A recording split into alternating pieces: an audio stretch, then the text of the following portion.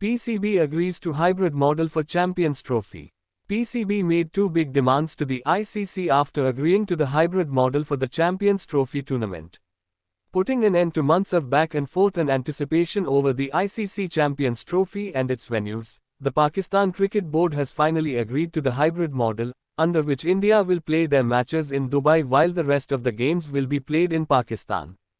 BCCI had formally told the ICC weeks ago that they would not travel to Pakistan for the Champions Trophy as the team did not get clearance from the Indian government amid political tensions between the two countries.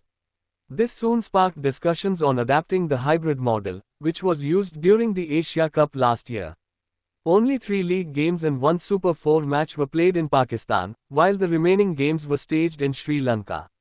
Moreover, ICC was reportedly keen to side with BCCI in the wake of the Islamabad unrest. PCB were adamant about not agreeing to the hybrid model for the Champions Trophy. However, according to a report in Times of India, they faced the threat of losing hosting rights, with ICC and BCCI firm in their stand, and hence gave in. Sources told that PCB asked for the hybrid model to remain a solution for every ICC tournament played in India until 2031. Incidentally, India will host 4 ICC tournaments in the next 7 years. They will co-host the T20 World Cup with Sri Lanka in 2026 and the ODI World Cup with Bangladesh in 2031. They will also host the Champions Trophy in 2029 and the Women's World Cup in 2025. The report further said that PCB also demanded a larger share of the ICC revenue as compensation.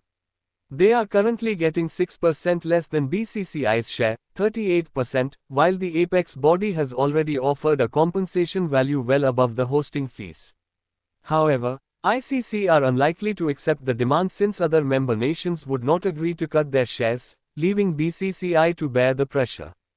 BCCI is yet to commit to any demands.